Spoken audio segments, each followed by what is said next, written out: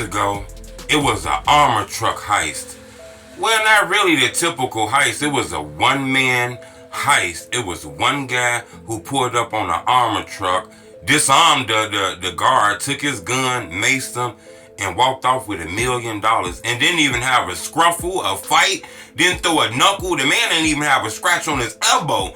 It's just like the easiest $1 million he ever got. You know, looking into this, it kind of looked like this was an inside job, kind of looked fake.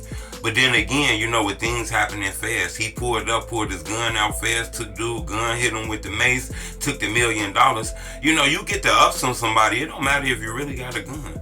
Y'all check out this video. The police just released it. This happened about maybe 2 weeks ago, a little under 2 weeks ago.